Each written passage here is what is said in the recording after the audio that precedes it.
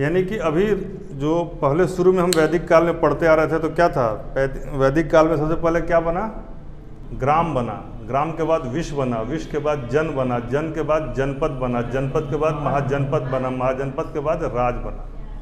तो यह क्रम है।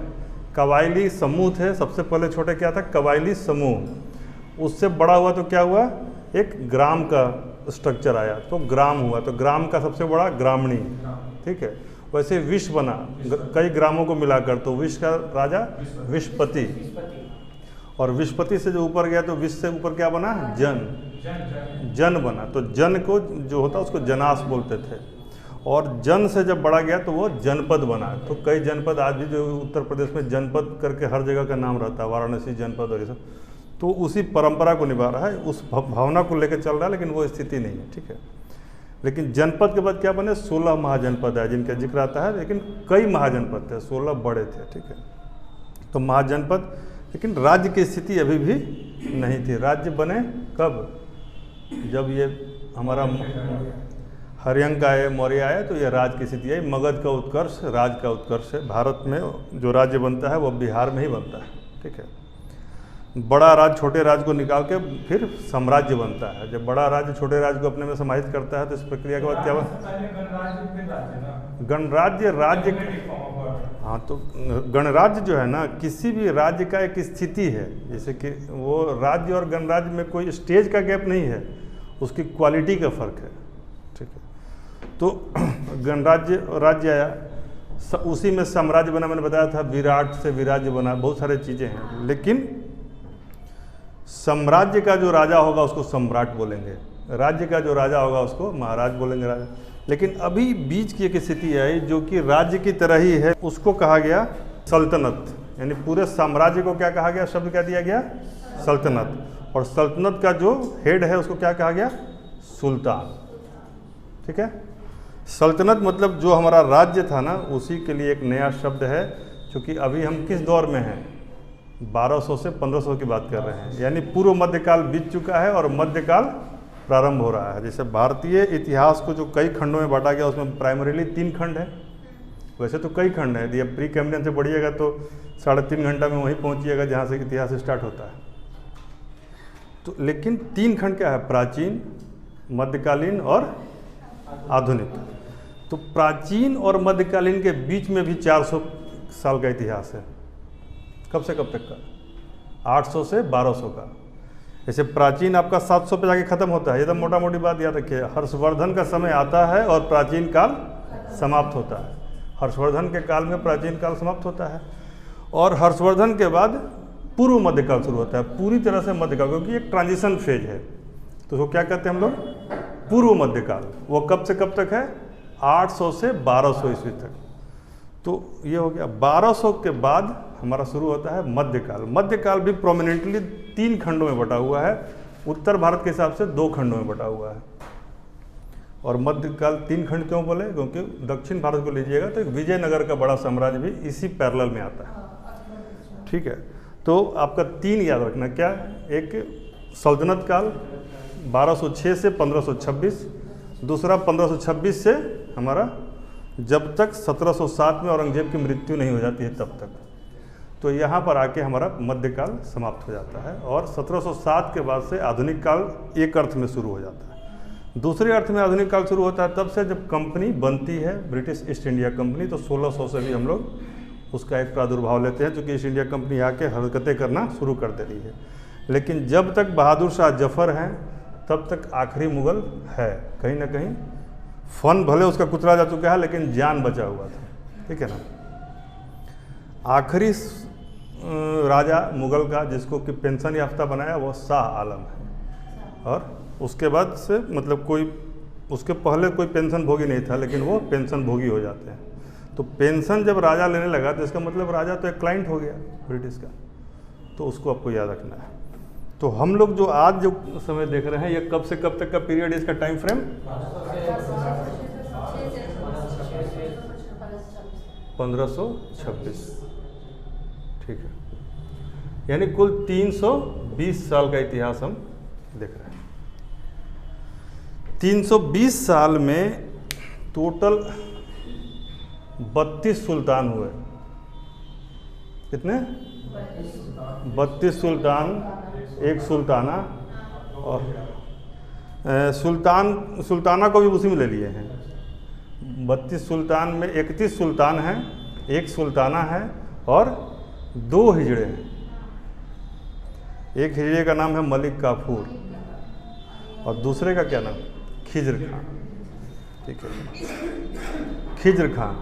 तो 32 सुल्तान है जिसमें एक रजिया सुल्ताना है और उसके अलावा 2 हिजड़े हैं। जो मलिक काफूर हिजड़ा होने के बावजूद भी बड़े बड़े अभियान करने वाला हिजड़ा है। अलाउद्दीन का पक्का दोस्त था, इतना पक्का दोस्त था कि इन दोनों की दोस्ती पर भी सवाल खड़े हो कि भाई 2 लोगों में इतनी नज़दीकी क्यों है। इन पर तो एक किताब भी मतलब अंग्रेजी राइटर ने लिखा है कि गे समझते हैं ना, तो इनको कहा गया कि ये दोनों गे थे। तो इतनी नज़दीकी थी इन दोनों में, मलिक काफूर में और अलाउद्दीन में। और अब ये बात हम लोग बोल सकते हैं क्योंकि अब हमारे ऊपर फतवा जारी नहीं होगा। मध्यकाल में बोलते तो शायद सर कलम हो जाता। ठीक है, ठीक है। गुड मॉर्निंग नेहा जी, आइए। और आज हम लोग पढ़ रहे हैं दिल्ली सल्तनत 1206 से लेके 1526, 320 साल के इतिहास में 32 सुल्तान हुए, जिसमें एक महिला सुल्ताना थी, रजिया सुल्ताना, और उसके अलावा 2 एनक्स थे। इंग्लिश में कहें तो एनक्स थे और हिंदी में कहें तो शिखंडी थे या हिजड़े थे, जिनका नाम था मलिक काफूर और खिज्र खान।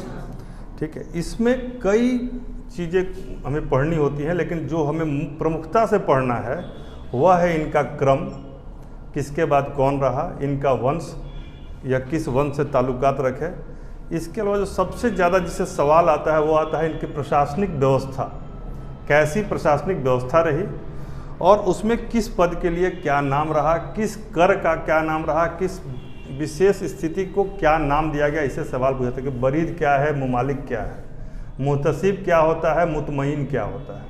ठीक है, आरिज मुमालिक क्या होता है तो आरिज बहर क्या है, सहनाए मंडी क्या है तो दरोगा कौन होता था।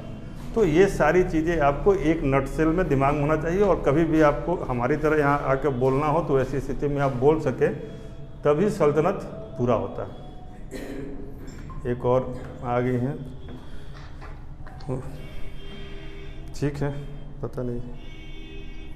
Good morning sir. Good morning.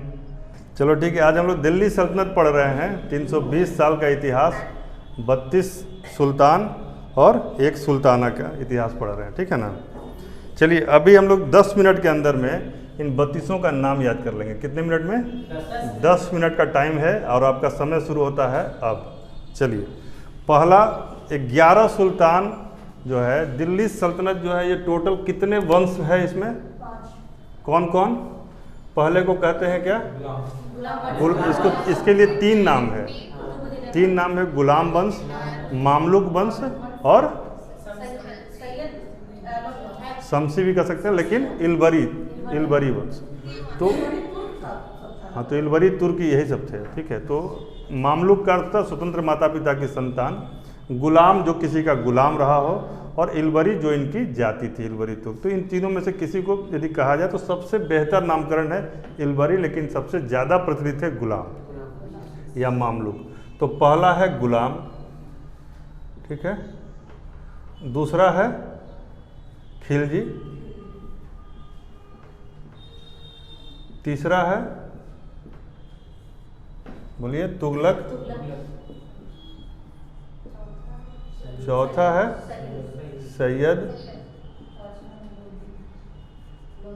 और 5वां है लोदी। चलिए, पहला शासक का नाम क्या है? पहला है ऐबक, हैं? ठीक है, आखिरी कौन सा है? इब्राहिम लोदी।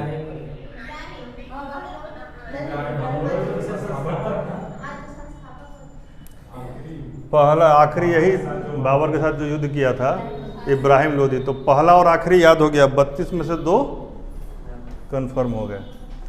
पहला और आखिरी याद हो गया। अब सबका पहला और आखिरी याद कीजिए। गुलाम वंश का पहला कौन है? गुलाम वंश का आखिरी। कैकुबाद आखिरी तो था, आखिरी अच्छा शासक मतलब बड़ा शासक कह सकते हैं, लेकिन उसका बेटा भी था जो जिसको कुछ दिन के लिए बना दिया गया था। ठीक है, उस बच्चे का नाम था कयूमर्स। क्या नाम था? तो यह गुलाम वंश का 11वां शासक था। ठीक है, तो पहला था कुतुबुद्दीन ऐबक जो गोरी का गुलाम था, ये भी। और उसके बाद जो है वो तुम बताएंगे, लेकिन आखिरी है इसका कैकुबाद का बेटा कयूमर्स। ठीक है, देखिए जो गुलाम वंश है इसमें 11 शासक हुए। कितने? 11। लोग कई जगह मिलेगा 10, कयूमर्स को लोग नहीं उसको मानते, लेकिन हैं 11 तो लिखिए 11। एक दिन का भी रहा तो शासक रहा, और जब तब परंपरा ही थी राजा का बेटा ही राजा होता था।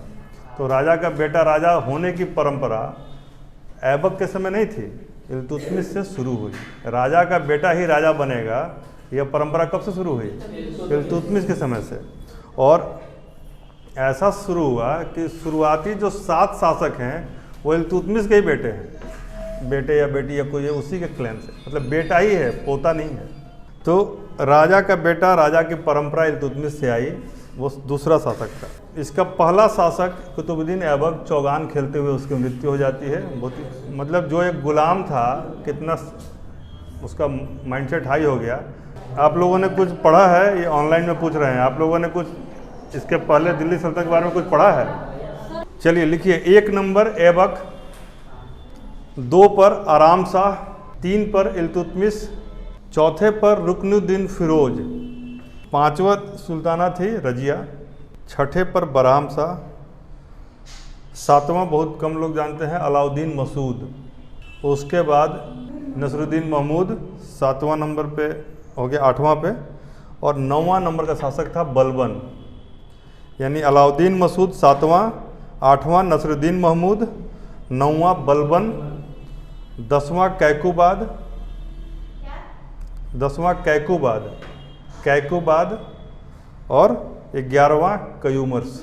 ऐबक के बाद क्या है दूसरा? आराम शाह। फिर तीसरा इल्तुतमिश, चौथा रुकनुद्दीन फिरोज। कौन? गुड। और 7वां अलाउद्दीन मसूद, 8वां शाह,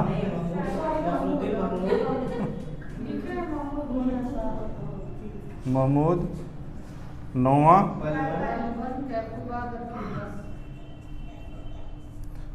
10वां और 11वां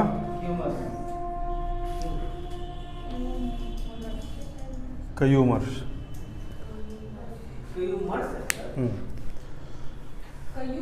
हाँ, कयूमर्स। क्या होता है कि जलालुद्दीन खिलजी जो बहुत ही शांति प्रिय व्यक्ति था, इतिहास में ऐसा ही कहा जाता है कि बहुत ही शांति प्रिय था, यह अलाउद्दीन खिलजी का चाचा और ससुर दोनों था। कौन था? अलाउद्दीन खिलजी का चाचा और ससुर दोनों था। और अलाउद्दीन खिलजी जब सत्ता में आया तो उसने इसके बेटे अरकली खां को बहुत तबीयत से धोया था।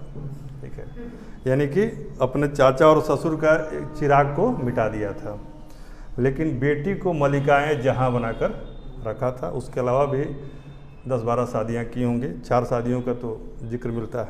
तो अलाउद्दीन के मुकाबले चूँकि जलालुद्दीन एक बेहतर व्यक्ति था, इसको कहा गया कि यह बहुत न्यायप्रिय था और ये तो तमाम चीज़ें इसके बारे में अच्छी कही जाती हैं।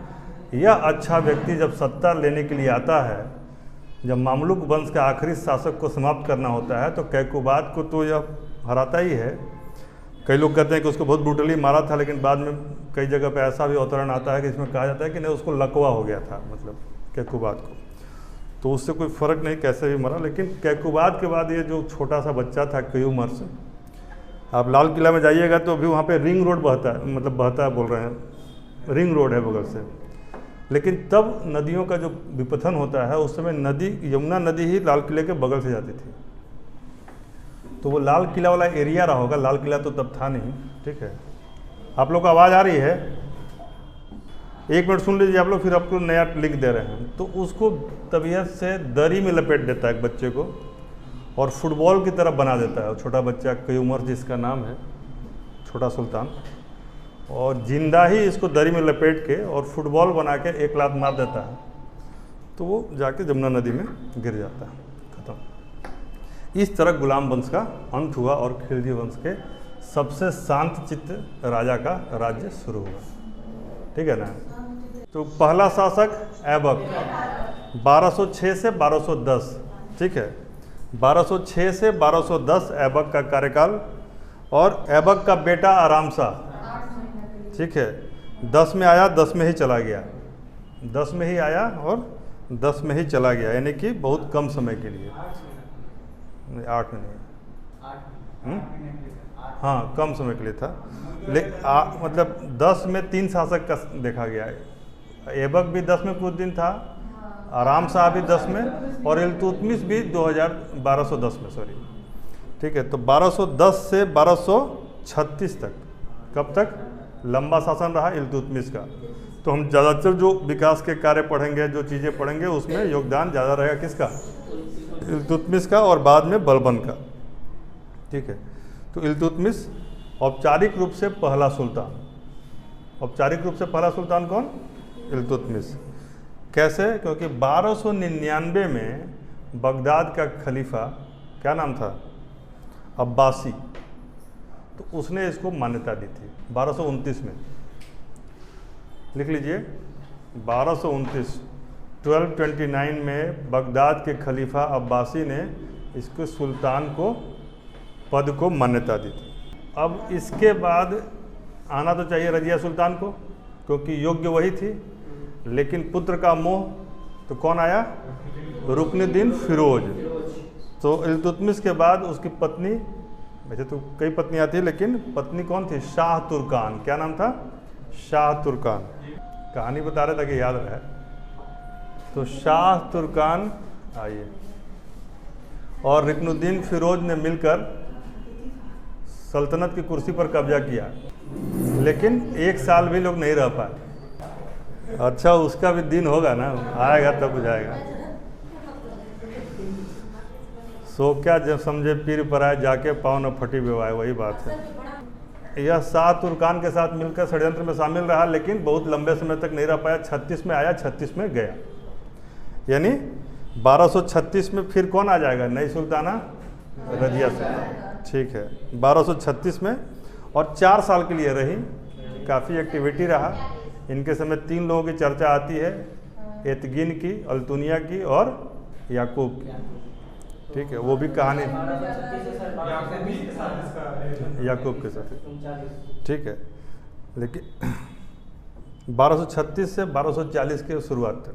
ठीक है, फिर 1240 में एक व्यक्ति आता है जिसका नाम है बहराम शाह। यह इल्तुतमिश का बेटा था, लेकिन इसकी माँ का नाम नादिरा बेगम था, यानी इल्तुतमिश और नादिरा का बेटा बहराम शाह। इसके बाद एक शराबी आता है,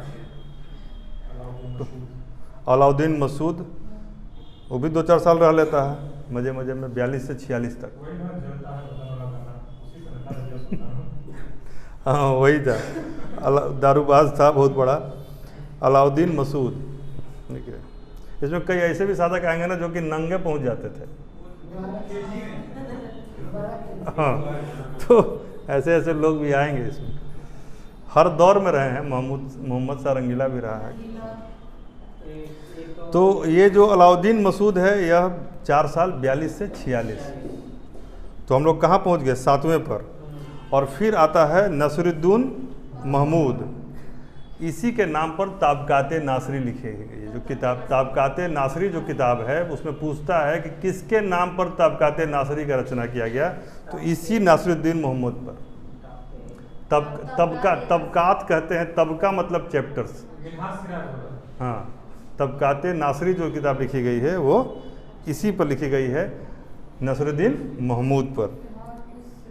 ठीक है, यह इल्तुतमिश का बेटा था, लेकिन इसकी माँ का नाम था मलिकाए जहाँ, उसका बेटा ही है। तो मलिकाए जहाँ का बेटा, कोई नादिरा बेगम का बेटा, कोई शाह तुर्कान का बेटा, लेकिन सब सल्तनत की गद्दी पर लेटा। ठीक, मलिकाए जहाँ, कार्यकाल 46 से 65, बहुत लंबा कार्यकाल है, 20 साल का। ठीक है, और इसके बाद वैसे एक छोटा सा ये रहता है गैप, लेकिन 1265 से 87 तक, यानी लगभग 22 साल बलबन ये तो था। लेकिन सबसे अधिक टोपी सीने का काम किया है औरंगजेब ने।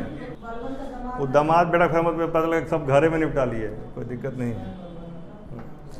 चलिए, तो यहाँ तक जो है ना, नसरुद्दीन महमूद तक जो खानदान चल रहा है, यह इल्तुतमिश का ही चल रहा है। ठीक है, उसके बाद यह खानदान के बाहर का व्यक्ति पहली बार आया, बलबन। यह खानदान के, इस खानदान से बाहर का है बलबन।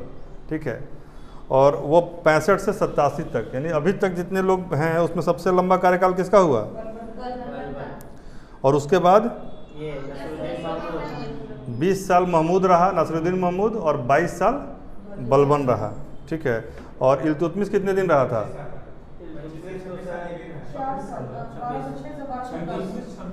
26 साल, 10 से 36, तो बड़ा किसका हुआ? तो अब हुआ, तो मान लीजिए यदि यही सवाल यहाँ पर इस तीसरी बार में सही हो रहा है, जब इतना रिसेंट इन्फॉर्मेशन है, तो परीक्षा हॉल में क्या होगा?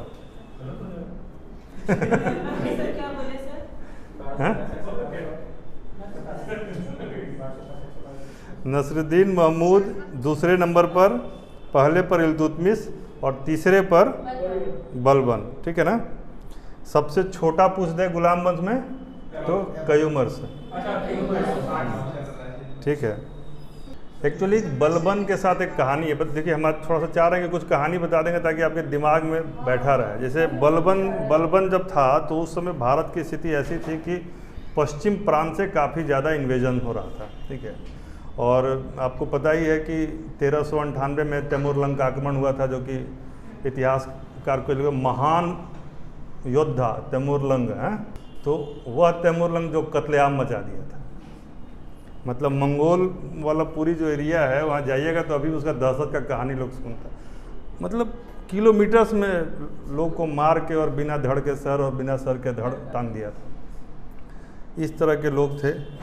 तो उस तरह की लड़ाई को रोकने का और उस तरह के इन्वेजन को रोकने का प्रयास शुरुआती दौर में कौन कर रहा था? बलबन।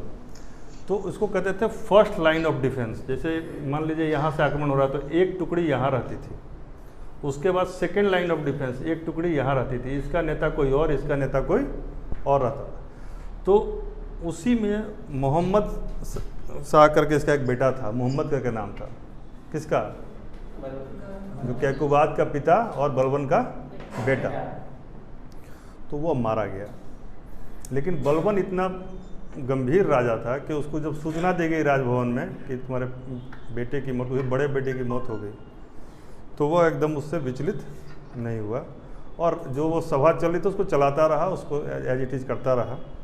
और बाद में जाके ऐसा लोग इतिहास में लिखते हैं कि वो अकेले में जाके खूब रोया, लेकिन सबके सामने उसने अपने आंसू प्रदर्शित नहीं किए। सवाल है कि जब अकेले में रोया तो देख कौन होता? इसाम ही कि हबीबुल्लाह। जब अकेला ही था तो कोई देखा नहीं होगा, लेकिन कहने का मतलब उसका कैरेक्टर स्ट्रॉन्ग था। और बलबन को क्या श्रेय दिया जाता है इतिहास में? सल्तनत काल के सुदृढ़ीकरण का, कंसोलिडेशन का श्रेय दिया जाता है। ठीक है, चलिए, तो अब ये जो 10 हैं इसको एक बार आप लोग देख लीजिए, कॉपी को बंद कर लीजिए और इन 10 का क्रम बता दीजिए, फिर हम लोग आगे बढ़ेंगे। आप लोग भी कैमरा नहीं, कॉपी देखिए। उससे फ़ायदा क्या होगा कि पिछले का आखिरी और आखिरी का पहला मिल जाएगा। सैयद वंश में यदि आ जाएंगे तो तुगलक वंश का आखिरी शासक से उसको जोड़ सकते हैं जहाँ से उसका शुरुआत होगा, और लोधी वंश के प्रथम शासक से सैयद को पहले कर लीजिए, याद रहने में सुविधा रहेगी। और याद करना भी आसान है, मात्र 4 शासक हैं सैयद वंश में। सैयद वंश कब से कब तक? कालखंड 14 से 51, मात्र छोटा सा है भी। तो सैयद वंश पे आइए। आप लोग सोच रहे हैं कि हम पूछना भूल गए, नहीं, दोनों को इकट्ठे पूछ लेंगे। तो इधर दिख रहा है आप लोगों को, यहाँ दिख रहा होगा। तो सैयद वंश कब से कब तक? 1414 से 1451 तक, सॉरी। अब इसमें 4 है, किसी को याद है? सैयद ममलुक कहाँ? ममलुक अब गियो। सैयद वंश के 4 शासक हैं, चारों का नाम बताइए।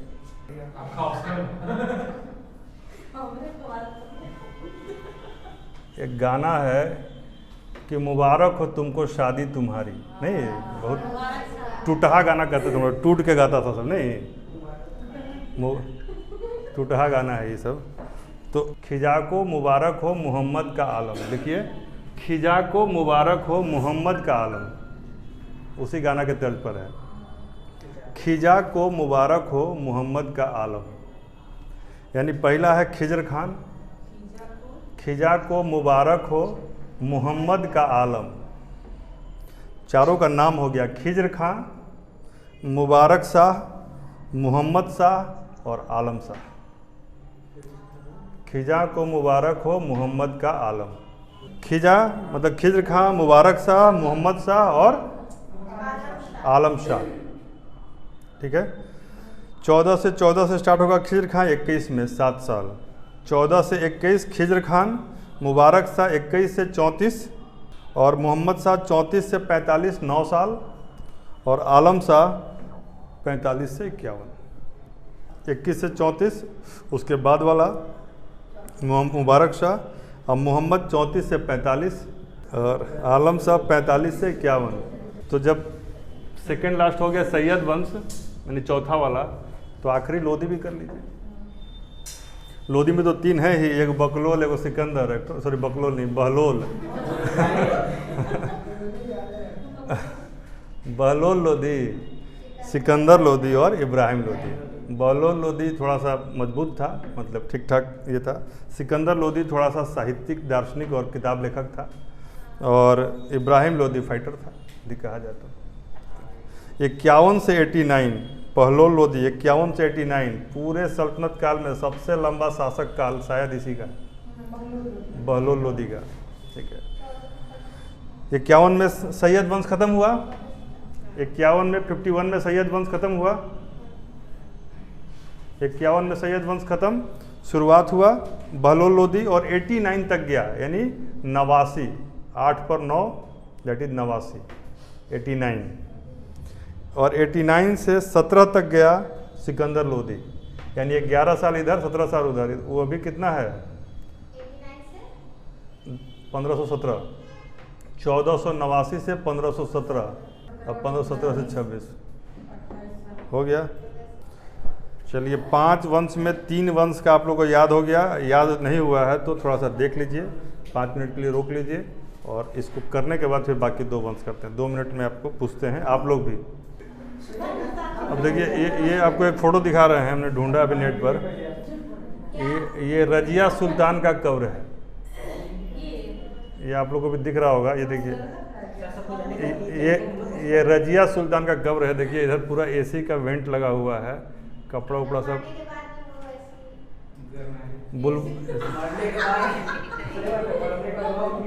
बुलबुली खाना, बुलबुली खाना नाम है, ठीक है ना। रजिया सुल्तान का कब्र है। तो ये पुरानी दिल्ली में घूमिएगा तो बहुत लोग का मिल जाएगा ऐसे ही। देखिए ये मोहम्मद शाह का कब्र है, सब वहाँ पर बॉडी बना रहा है। मोहम्मद शाह का कब्र है ये कुछ ठीक है, ऐसे ही है। चलिए सबसे पहले बताएंगे उषा।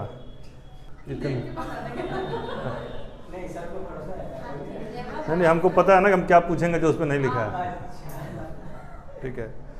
ये बताइए कि मलिकाए जहाँ से जो बेटा हुआ था वो कब से कब तक शासक रहा?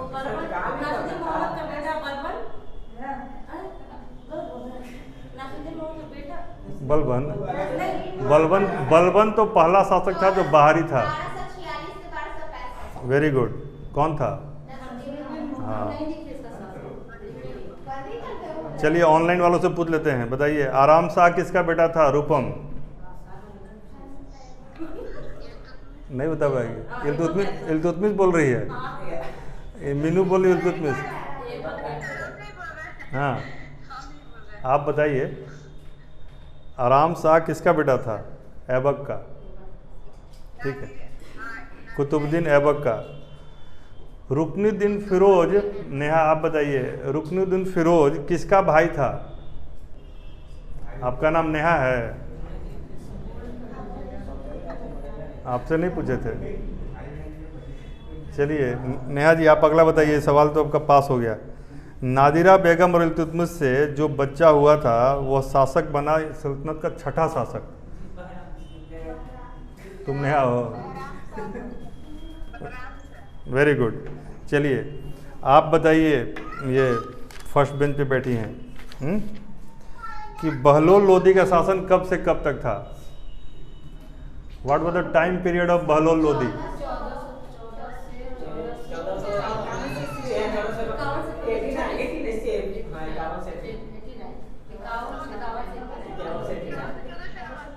इक्यावन से 89, ठीक है। आखिरी शासक का कार्यकाल सिकंदर लोदी का कार्यकाल कब से कब तक था? 17 से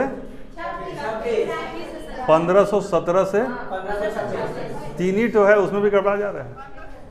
14 से 51 वही था, 51 से शुरू हो रहा है, तो 51 से 89 पता ही है, 26 का लड़ाई पता ही है, बीच का एक डेट तो याद करना है, तीनों याद हो जाएगा। चलिए अभिषेक आप तीनों का नाम बताइए, कब से कब तक? सिकंदर लोदी, बहलोल लोदी और इब्राहिम लोदी। सिकंदर लोदी था 1489 से 1517 तक, और लास्ट वाला जो 1517 से 1526 तक था ये इब्राहिम लोदी, और पहले वाला था 1451 से 1700। क्या नाम था पहले वाला, लास्ट वाला, बीच वाला? से नाम बताइए सबका। पहले वाला बहलोल लोदी था, हाँ बहलोल याद नहीं रहता, ठीक ही है। 1451 से लेके 1400। इब्राहिम लोदी जिसको कहाँ दफना दिया गया था?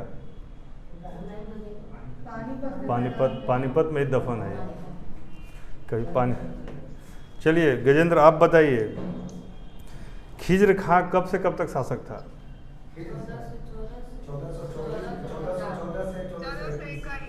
14 से 21 तक। आखिरी शासक नसरुद्दीन महमूद शाह, यह कब से कब तक था? तुगलक के, नसरुद्दीन महमूद तुगलक की बात कर रहे हैं, यह आखिरी शासक है तुगलक काल का, तो इसका आखिरी काल कहाँ तक जाएगा ये हम जानना चाह रहे हैं। 1413 तक जाएगा, तो ठीक है ना। चलिए तब हम लोग आते हैं तुगलक वंश पर। यही एक बचा है कि और बचा है कोई? तो खिलजी कर लीजिए पहले, खिलजी ही कर लीजिए पहले, ठीक है। खिलजी में देखिए हमने बताया था कि कयूमर्स को फुटबॉल बनाकर यमुना नदी में फेंकने वाला कौन था? जलालुद्दीन खिलजी, जो कि अलाउद्दीन खिलजी का चाचा और ससुर था, यानी कि अलाउद्दीन खिलजी उसका भतीजा और दामाद दोनों था, ठीक है। यह बहुत महत्वपूर्ण जानकारी नहीं है, लेकिन इस इंटरेस्टिंग है, इसलिए आपको याद रहेगा, ठीक है। इससे कोई सवाल नहीं आएगा, ना कोई पूछा जाएगा। तो जलालुद्दीन फिरोज खिलजी पूरा नाम था 90 से 96 तक, मात्र 6 साल तक। 1290 से 1296 तक जलालुद्दीन फिरोज खिलजी वंश का, 90 से 96, 1290 टू 1296। 1296 से 20 साल के लिए था अलाउद्दीन खिलजी। कब से कब तक होगा? 1296 से 96 से 20 साल के लिए था अलाउद्दीन खिलजी। तो कब तक रहेगा? 20 साल तो रहा था, तो 16 तक रहेगा ना, 16 तक रहेगा। उसी के बाद 40 दिन के लिए शासक बना मलिक काफूर, ठीक है। लेकिन मलिक काफूर शासक के गद्दी पे नहीं बैठा, यह कार्यकारी तौर पे शासक था, लेकिन उसने शासक बनाया था इसके बेटे को। किसके बेटे को? उसका बेटे का नाम था सिहाउद्दीन उमर। क्या नाम था? यानी कि जिस काल को मलिक काफूर का कार्यकाल कहा जाता है, वह बेसिकली सिहाउद्दीन उमर का कार्यकाल था, लेकिन यह भी 90 में ही शुरू हुआ और 90 में ही ख़त्म हो गया। ठीक है। उमर सिहाउद्दीन उमर 16 में सॉरी 16 में शुरू 16 में ही ख़त्म। और इसके बाद आता है कुतुबुद्दीन मुबारक शाह 16 से 20 तक, 1316 से 1320 तक कुतुबुद्दीन मुबारक शाह। आखिरी शासक खुसरो, ठीक है ना। मुबारक शाह को किसने मारा? खुसरो खान ने। आखिरी शासक खुसरो खान ने मुबारक शाह को मारकर वो बैठा और 20 में ही आया, 20 में ही वो लास्ट तक चला गया। 21 से शुरू हो गया तुगलक वंश, 20 में आया, 20 में ही गया। खुसरो खान यही मुबारक शाह को मार कर। तो पूछ सकता है कि मुबारक शाह जो है 16 से 20, 1316 से 1320, 1316 से 1320 मुबारक शाह। और मुबारक शाह को मारकर 20 में ही आया खुसरो खान, और खुसरो खान 20 में ही समाप्त भी हो गया। डेट नहीं पूछेगा, आज तक डेट नहीं पूछा कभी। क्रम पूछ सकता है, डेट आगे पीछे मिस। देखिए हम बता रहे हैं इसलिए कि भाई डेट एक बार जाने रहिएगा तो कोई खाना तो नहीं मांग रहा है। इससे बहुत कुछ क्लियर होता है डेट से। इतिहास जो है, जैसे आज तक यूपीएससी में 3 बार डेट पूछा है। एक बार पूछा कृष्णदेव राय का तिथि कब से कब तक था, रुकेगा कि चल ही जाएगा? कृष्णदेव राय का कार्यकाल कब है? 1300 में कृष्णदेव राय। कृष्णदेव राय के बारे में बाबर अपने तुजुके बाबरी में लिखता है कि वो 1.5 किलो तेल लगाता था अपने देह में डेली, तो चलता था तो उसकी नसें चटाचट बजती थी, वो फेटा बांधता था। कृष्णदेव राय रियल वॉरियर, मतलब जिसको बाबर भी झुक के सलाम करता था। बोला कि उत्तर भारत में तो कोई इतना दमदार नहीं दिखा, दक्षिण भारत में एक है जो कि मेरे टक्कर का है। हाँ, तो कहानी वैसे पढ़िएगा तो आनंद आएगा, कोई बात नहीं। चलिए, मलिक काफूर किसके समय था? सिहाउद्दीन उमर के समय, और इसके समय वो उसका सहयोगी था अलाउद्दीन का। ठीक है। तो खुसरो खान मुबारक शाह को मार कर यह पूछता है मुबारक शाह को किसने मारा? तो खुसरो खान ने। चलिए आ जाइए अब गियासुद्दीन तुगलक, जिसको गाजी तुगलक भी कहते थे। तुगलक वंश का पहला शासक कौन था? तो जवाब होगा गियासुद्दीन तुगलक या गाजी तुगलक। ठीक है। सबसे महत्वपूर्ण शासक कौन था? सबसे चर्चित शासक कौन था? सनकी सुल्तान कौन था? मोहम्मद बिन तुगलक, MBT, जिसको प्यार से लोग कहते हैं MBT।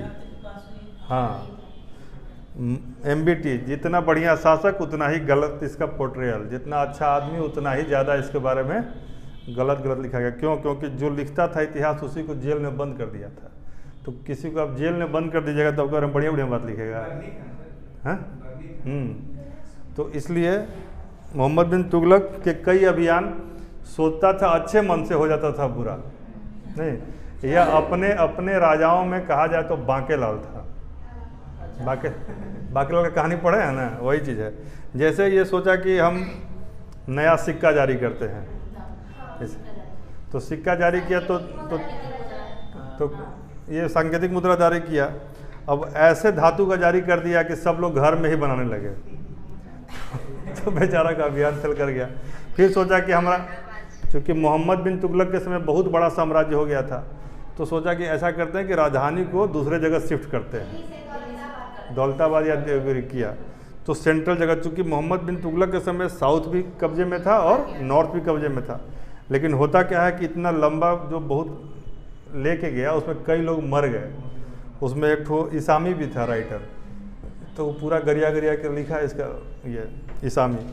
तो एक बार क्या किया, कराची में एक अभियान भेजने का फैसला किया। फैसला सही था, वहाँ अभियान जरूरी था, लेकिन गर्मी में फैसला किया, जब तक सेना भेजा तब तक जाड़ा आ गया, सब सेने मर गए वहीं पर। तो इसके साथ बहुत हादसा हो जाता था। ठीक है। तो हाँ, तो हादसों का शहर वाला ये राजा था मोहम्मद बिन तुगलक। कहानी जब भी पढ़िए तो इसके कैरेक्टर को ध्यान में रखिए, कैरेक्टर को ध्यान रखिएगा तो आनंद आएगा। चलिए, हाँ, इब्न बतूता।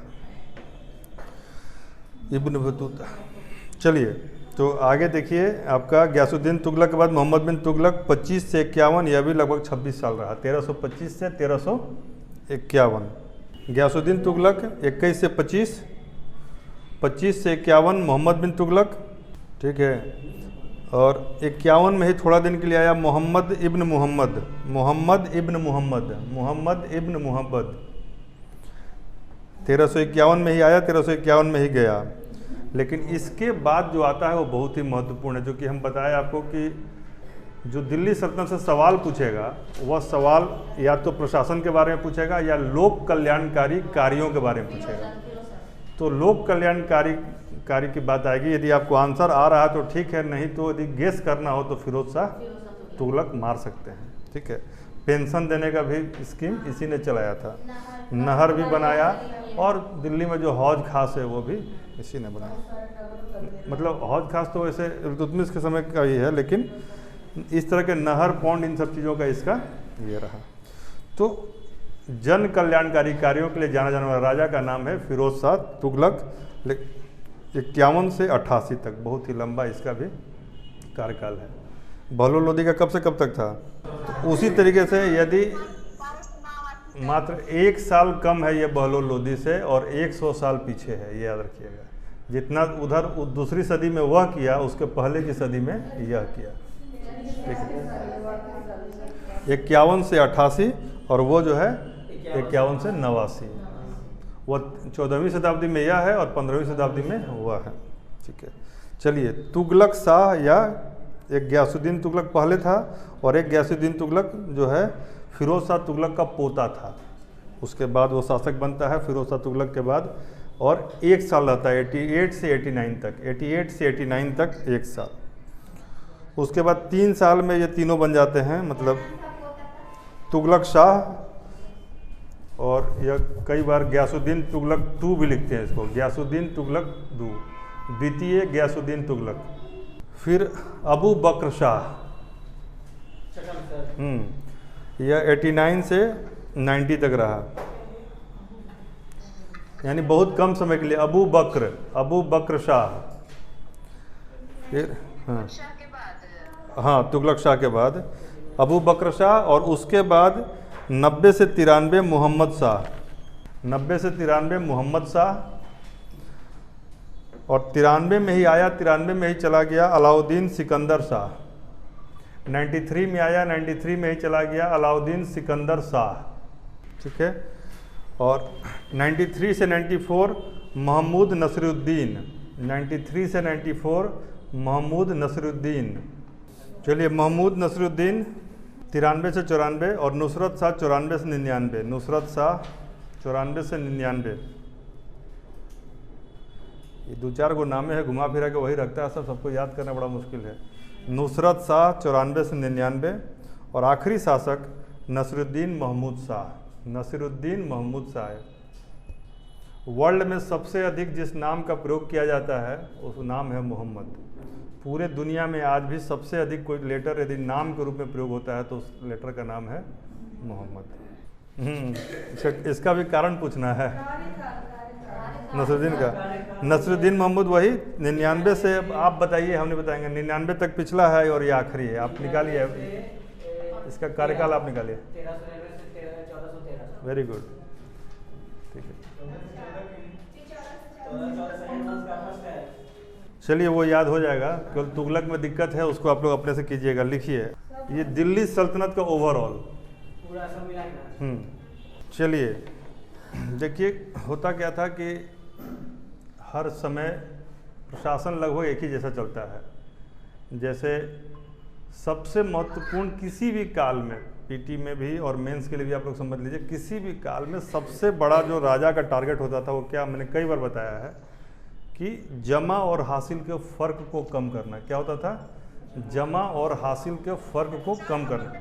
तो हम भेज देंगे, लेकिन कल से आप लोग अच्छा से लिख लीजिएगा, आज फाइबर लग रहा है, ठीक है ना। तो अभी जो बात हम बता रहे हैं उसको सुनिए ध्यान से, ठीक है ना। जैसे हर राजा के पास ये चुनौती होती थी कि जो टैक्स आ रहा है वह कितना है। तो जो टोटल टैक्स का कलेक्शन है उसको कहते हैं जमा।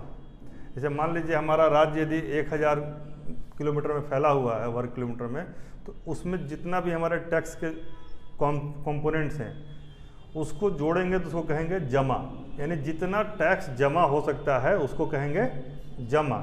लेकिन जब कलेक्टर्स जाते हैं लेने के लिए तो कहीं कुछ हासिल होता है, कहीं कुछ हासिल होता है, यानी पूरी तरीके से जो जमा है वो हासिल नहीं हो पाता है। यानी कि टैक्स का जो असेसमेंट है, एक्चुअल जो हमारे पास इनपुट आता है वो उससे कम रह जाता है।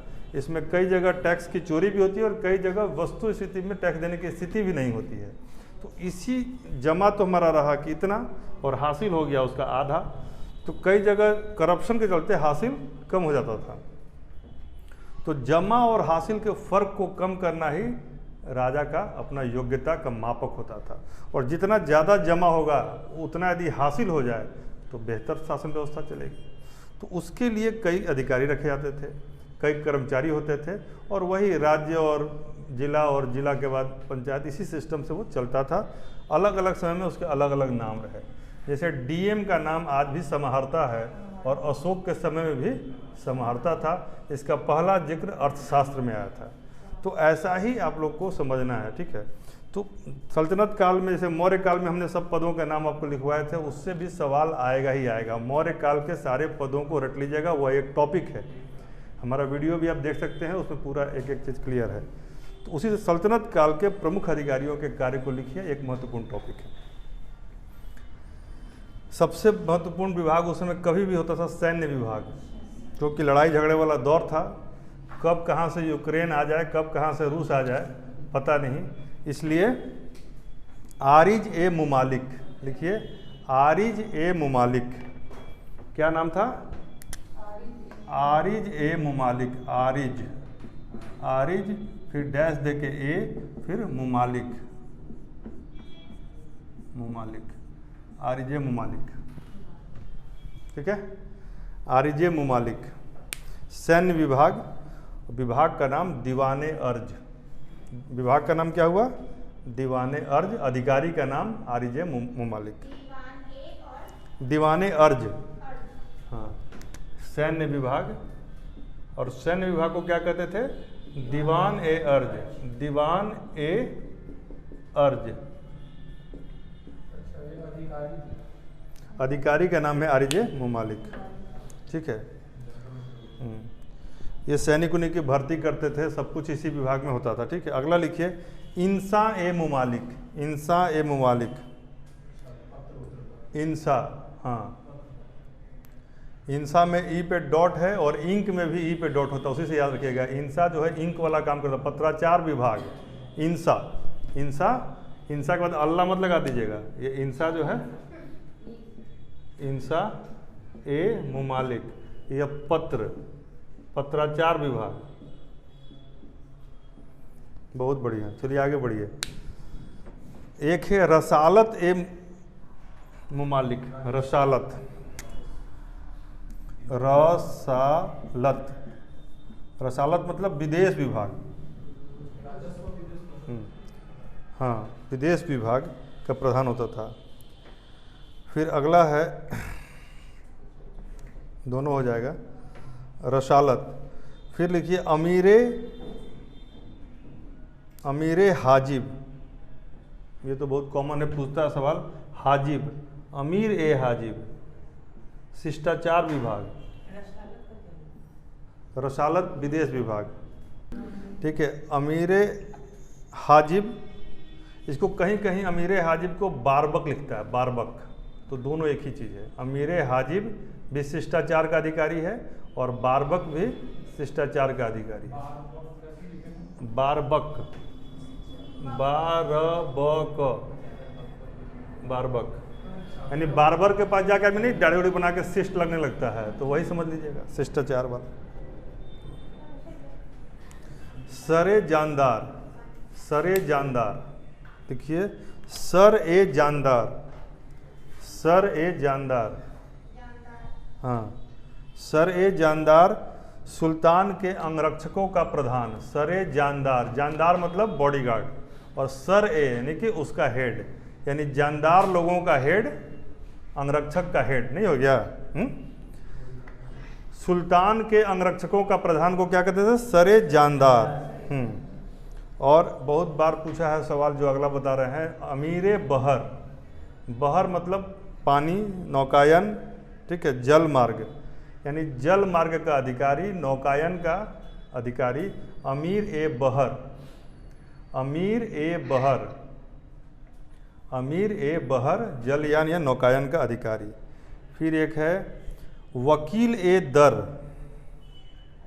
वकील ए दर, तो वकील ए दर जो है शाही महल और सुल्तान के व्यक्तिगत सेवाओं का अधिकारी।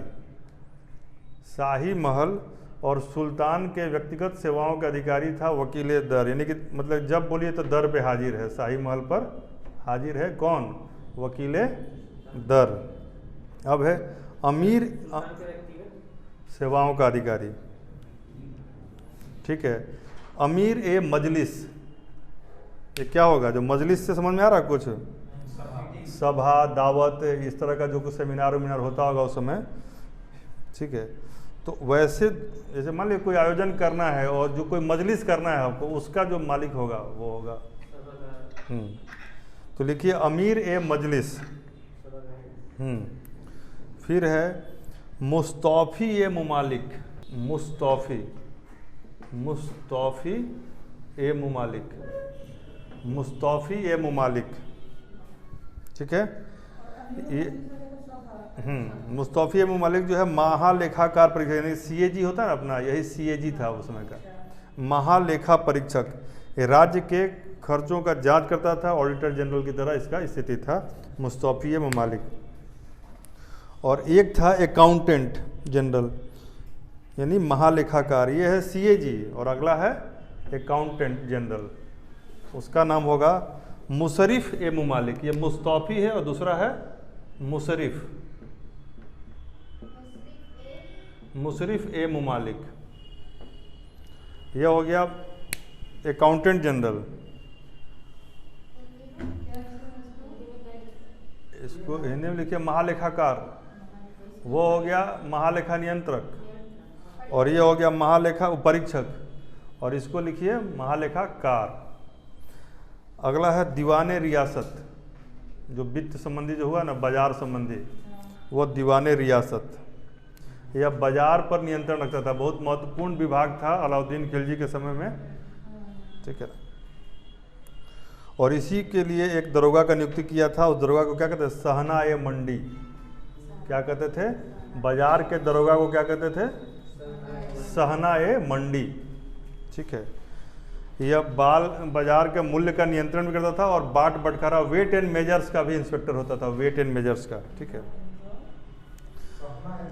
हाँ, और इसके अलावा छोटे लेवल पे जैसे सीआई होता ना, सीआई वगैरह, जैसे कि जो राजस्व का अधिकारी जो कहते हैं, उसको कहते हैं मजमुआदार। लिखिए मजमुआदार। हाँ, मजमुआ लगाने पे बहुत गंध आता है, तो वो मजमुआ वही लिखिए, मजमुआदार। मजमुआदार, हाँ। आय व्यय को ठीक करने वाला राजस्व का ही अधिकारी होता था यह। आय व्यय को मतलब जैसे सीए हुए टाइप का चीज़ हुआ। और राज्य में हर जगह एक व्यक्ति छोड़ा जाता था कि भाई तुम खड़ा रहो रोड पर और देखते रहो कि कौन कैसा व्यवहार कर रहा है। ऐसे बहुत जगह ऐसा अभी भी होता है, जैसे कि आप जिसको माली समझ रहे हैं कि वो माली है, वो आप पे नज़र रखे हुए है। जिसको आप समझ रहे हैं कि रोड पे झाड़ू लगा रहा है, वो आप पे नज़र रखे हुए है। हाँ, स्पाई टाइप का होता था। तो मजमुआदार के बाद जो लोगों के आचरण पे नियंत्रण रखने वाला जो व्यक्ति होता था, उसको कहते हैं मुहतसीब। मुहतसीब, मुहतसीब का क्या काम था? जगह जगह खड़ा रहना और लोगों के आचरण पर नियंत्रण करना, नज़र रखना, नज़र रखना। और एक है मतशरीफ, शाही कारखाने का देखभाल करता था। हाँ, मतशरीफ। हाँ, एक था बरीद ए मुमालिक, यह असल में गुप्तचर था। बरीद ए मुमालिक यानी गुप्त। मतशरीफ शाही कारखाना, शाही कारखाने का देखभाल। और बरीद जो है वह गुप्तचर, गुप्तचर विभाग का प्रमुख। गुप्तचर को बरीद कहते थे। क्या कहते थे? बरीद मतलब गुप्तचर, और उसका हेड को क्या कहते थे? बरीद मुमालिक, अस्पस। बरीद मतलब गुप्तचर, और गुप्तचर के हेड को कहते थे बरीद मुमालिक, ठीक है। और धर्म संबंधी जो कार्य होता था उसको कहते थे सद्र उस सुदूर, सद्र उस सुदूर, सद्र उस सुदूर, सद्र उस सुदूर, ठीक है। सद्र उस सुदूर धर्म संबंधी कार्यों का प्रमुख। फिर राजकीय आय को जो संग्रह करता था, जो खजांची होता था, उसको कहते थे खाजिन। क्या नाम था? खाजिन। राजकीय आय का जो संग्रह करता था उसको कहते थे, मतलब ट्रेजरार को क्या कहते थे? खाजिन। और गेस कीजिए कि न्याय विभाग के प्रमुख को क्या कहते थे, जो न्याय करता था? काजी। फिर तो काजी ऐसे सिंपल तो बोलेगा नहीं, एक आध कट्ठा में नाम होना ही चाहिए। तो काजी उल कुजात, न्याय का प्रमुख काजी उल कुजात, काजी उल कुजात। हाँ, मतलब काजी को कुजात छाट दीजिए, दूसरे को कुजात छाटने के लिए काजी का यूज करता था ना, काजी उल कुजात। अमीर लिखिए, अमीर ए दाद, बड़े नगरों के मजिस्ट्रेट को कहते थे अमीर ए दाद, बड़े नगरों के मजिस्ट्रेट को कहते थे अमीर ए दाद, दाद। हाँ, धर्म की मुफ्त में व्याख्या कर, मुफ्त में नहीं सॉरी, धर्म की व्याख्या करते थे जो, उनको कहते थे मुफ्ती। धर्म की व्याख्या करने वाले को क्या कहते थे?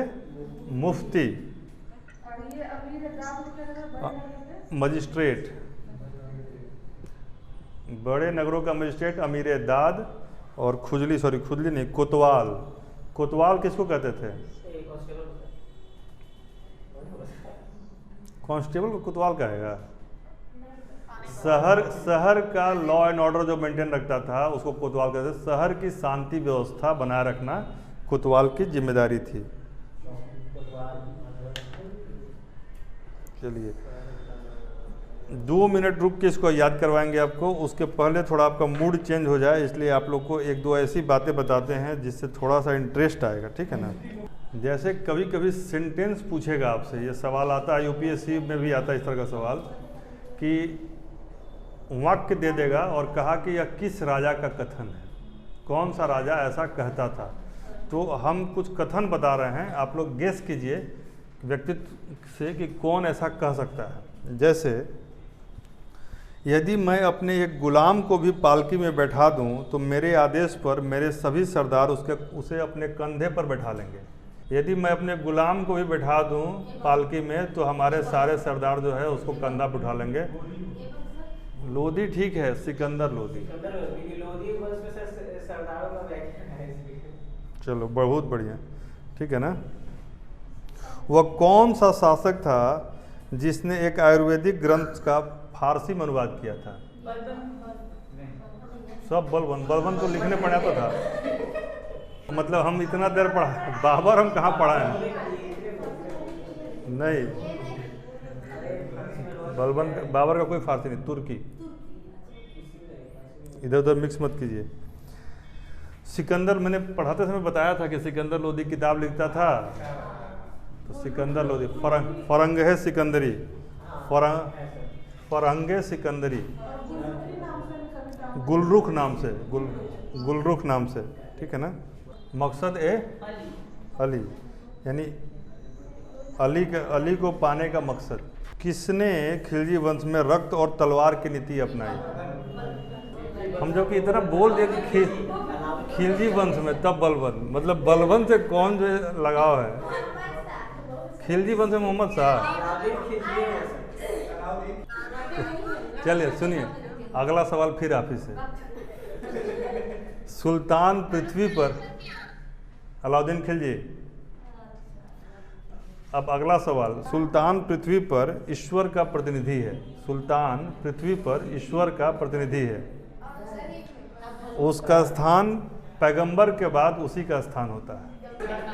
क्या इनसे पूछे हैं? हाँ? फिर बलबंत सही है, इस बार बलबंत सही है। हाँ ठीक है। किसने रजिया सुल्तान के बारे में लिखा है कि यदि वह स्त्री नहीं होती तो उसका नाम भारत के महान मुस्लिम शासकों में लिया जाता, यानी स्त्री होना उसके आड़े आया। किसने लिखा है? यह सवाल यूपीएससी का पूछा हुआ सवाल। एल्फिस्टन नाम के इतिहासकार ने लिखा है कि यदि वह स्त्री नहीं होती तो उसका नाम। बलबन के शासन काल को सबसे पहले किसने सुदृढ़ता का युग कहा, कंसोलिडेशन का एज किसने कहा? आंसर होगा हबीबुल्लाह ने। किसने कहा कि मैं एक वृद्ध मुस्लिम हूँ और मुसलमानों को रक्त बहाना मेरी आदत नहीं है। मैं एक वृद्ध मुसलमान हूँ और मुसलमानों का रक्त बहाना मेरी आदत नहीं है। वेरी गुड, यही शांत था थोड़ा सा, ठीक है। किलोखरी के महल में किस सल्तनत काल के सुल्तान का राज्याभिषेक हुआ था? किलोखरी के महल में, ये जलालुद्दीन खिलजी का।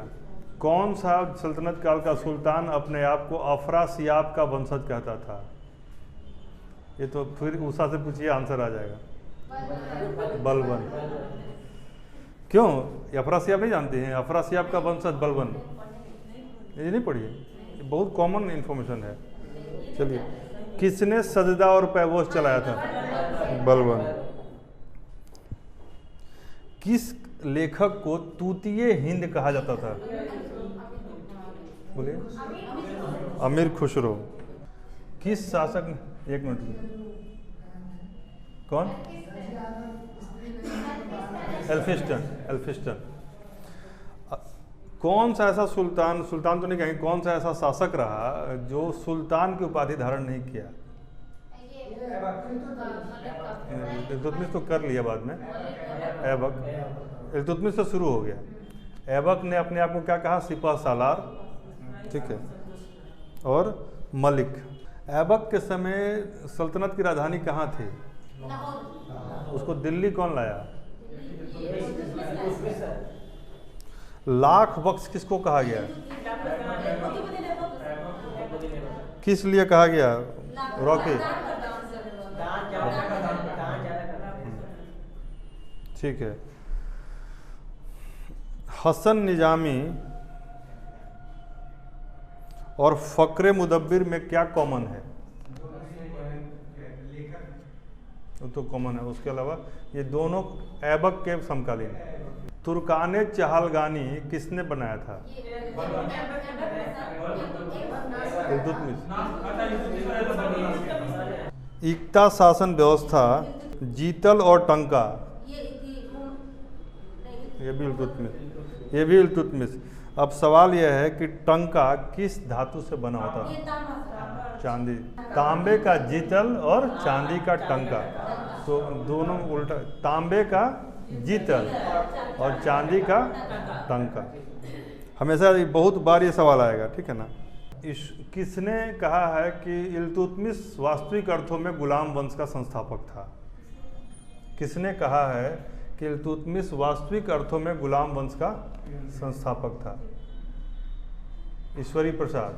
चलिए, तूतिए हिंद हो गया, ये सब हो गया। बलबन का देखिए, जो उसका रक्त और तलवार की नीति अलाउद्दीन खिलजी, और रक्त और लौह की नीति बलबन। नाइब का पद समाप्त करने वाला राजा कौन था? नाइब का पद समाप्त करने वाला सुल्तान, नाइब का पद बलबन ने समाप्त किया। एक्चुअली वो खुद बहुत नीचे कुल से आया था। इस तरह की बहुत सारी बातें आएंगी इसमें।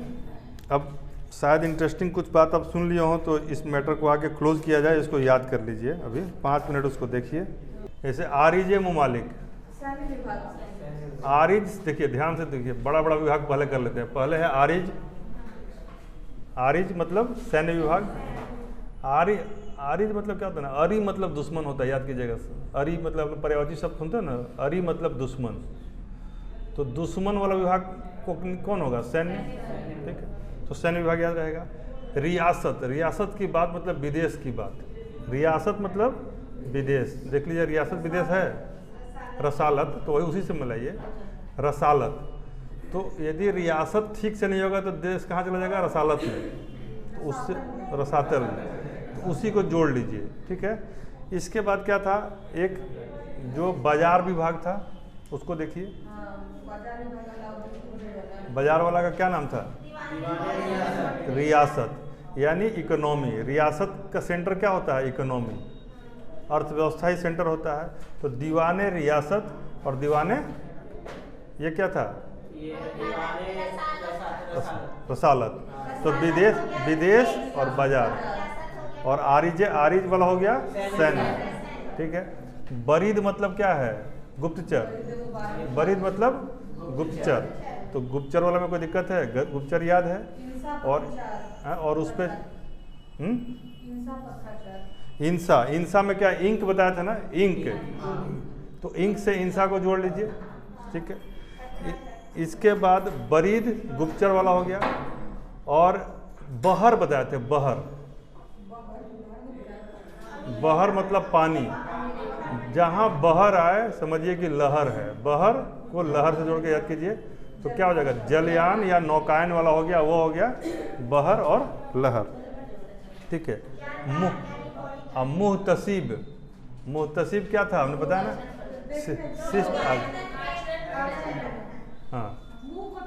हाँ, वो शिष्टाचार पर नजर रखता था, मुहतसिब, ठीक है। बताते समय बताते सहनाए मंडी, बाजार का दरोगा, ठीक है। और जैसे बाजार का भी है, वेट एंड मेजर का भी है, दोनों दरोगा है, बाजार का नियंत्रक है वो।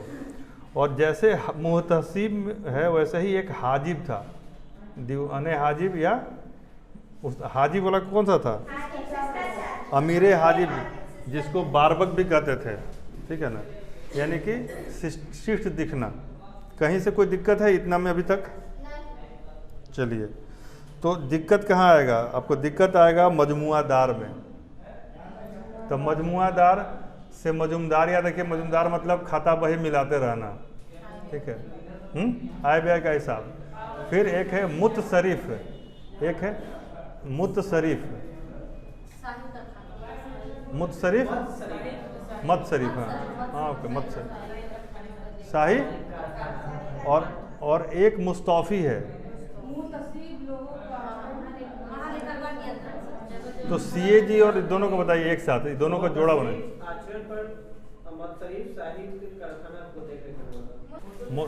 दोनों याद हो गया, जोड़ा रॉकी। मुस्तौफी महालेखाकार किसको कहते थे,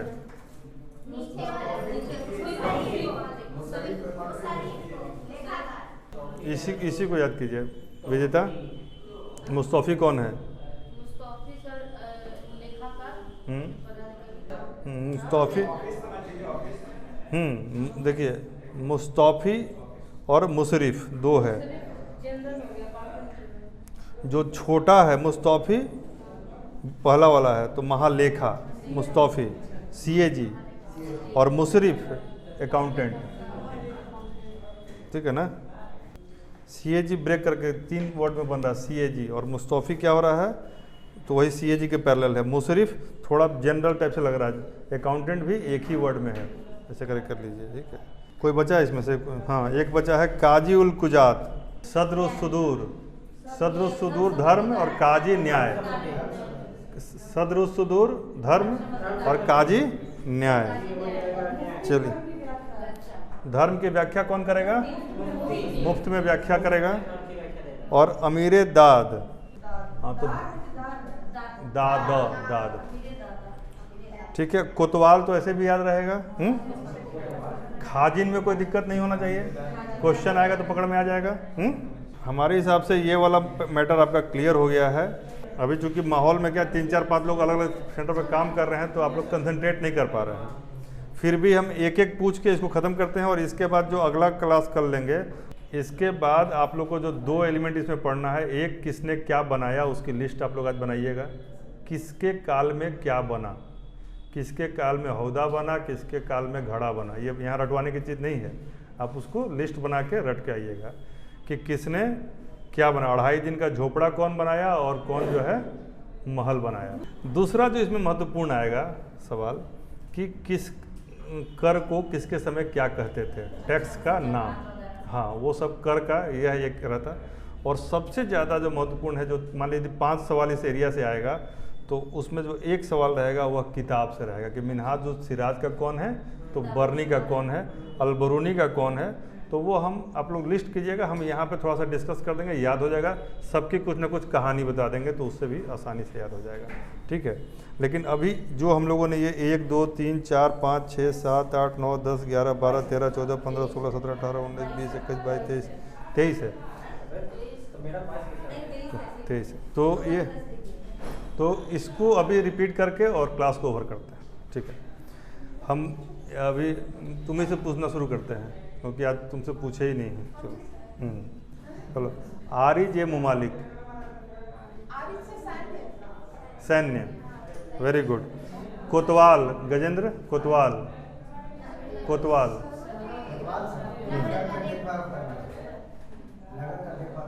ठीक है।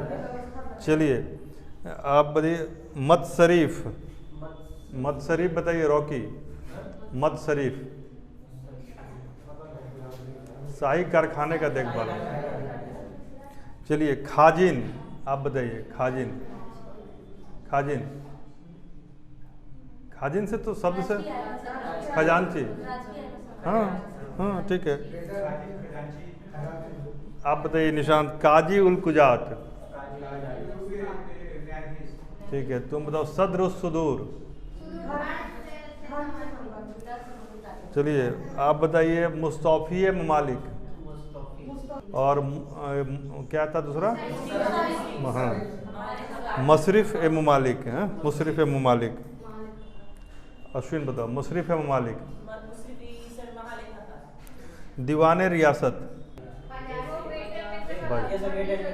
बाजार। शाहनाए मंडी, शाहनाए मंडी आप बताइए। हाँ तो उसी का बताइए। बाजार मूल्य नियंत्रण और बाट माप तौल, ठीक है। बरीद को क्या कहते थे? बरीद को गुप्तचर। तो बरीदे ममालिक क्या था? और बॉडीगार्ड को क्या कहते थे? जानदार। और बॉडीगार्ड के हेड को सरे जानदार, सरे जानदार, ठीक है। और अमीरे दाद,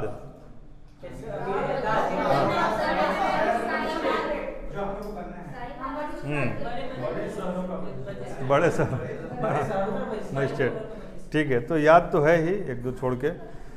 ये इस तरीके से पूछे कि इधर वाले से पूछे तो वो याद हो गया। अब 2-3 पूछ लेते हैं उधर से, मतलब काम पूछते हैं, नाम बताना है। जैसे शाही महल एवं सुल्तान की व्यक्तिगत सेवाओं का प्रबंध कौन करता था? अब सारा हवा हो गया। हाँ हाँ, वेरी गुड, वेरी गुड। कौन कहता है कि इनका तबीयत खराब है? अभी भी ठीक है, कोई नहीं। चलिए, बड़े नगरों का मजिस्ट्रेट, अमीरेदार। राजकीय विभाग का प्रमुख, राजकीय न्याय विभाग का प्रमुख। धर्म संबंधी कार्यों का प्रमुख। शाही कारखाने की देखभाल।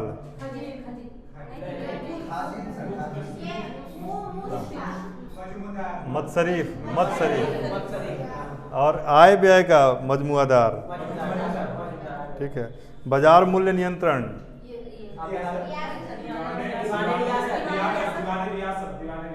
शाहनाए मंडी, हाँ। बाजार मूल्य नियंत्रण, माप तौल। ये बाजार पर नियंत्रण रखना। अब दीवाने रियासत, दीवाने रियासत बाजार पर नियंत्रण रखना विभाग का। और शाहनाए मंडी बाजार मूल्य नियंत्रण और माप तौल। बाजार मूल्य नियंत्रण, हाँ हाँ, शाहनाए मंडी जो था बाजार मूल्य नियंत्रण इसी के माध्यम से, और माप तौल पर नियंत्रण शाहनाए मंडी के माध्यम से। और बाजार जो है, बाजार पर पूरा बाजार पर नियंत्रण, वो हो गया रियासत। और उसके पहले क्या बताए थे? उसी र से ही था एक रसालत, विदेश का। और दरबारी शिष्टाचार के नियमों को लागू करने वाला विभाग, अमीर हाजी।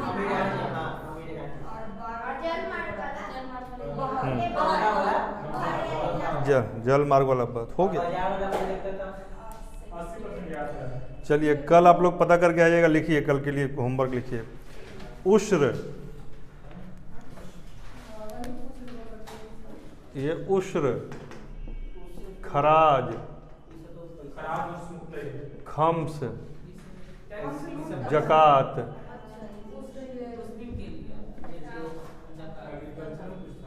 जजिया। कल आएंगे आप लोग तो हम लोग ऐसे बात करेंगे। कैसे बात करेंगे कि अक्ताम लाक इतलाकी दरार उस्र लिबायच, सदका मैमार दादबेग बलहार जहांदरी जिम्मी फवाजिल फाजिल फ़िक़ह बंजारा मशाहत। ठीक है ना। मिल्क मुशरिफ बख्फ बिलायत सदका हुलिया ससगनी। ये सारे टर्मिनोलॉजी कल क्लियर हो जाना चाहिए। ठीक है। सदका एक प्रकार का धार्मिक कर है कि मैं आपके सदका में यह अर्पित। अब सदके जमा याद है तो सदका याद नहीं है, सदका तेरे सदके यानी कि तुमको देना चाहता है। ठीक है। एक होता है पेशकश, एक होता है नजारत। तो वही उस पेशकश का शब्द यहीं से है। तो पेशकश क्या है, नज़ारा क्या है, नजराना क्या है, सदका क्या है, हुलिया क्या है। जब तक शब्द में फना नहीं हो जाएगा फ़िक़ह समझ में नहीं आएगा। तो फना होने के लिए क्या समझना पड़ेगा, फ़िक़ह। अब फ़िक़ह मतलब होता है इस्लामी धर्मशास्त्र। नहीं, तीन से पाँच क्वेश्चन केवल इस एरिया से। इसमें बिहार भी आएगा।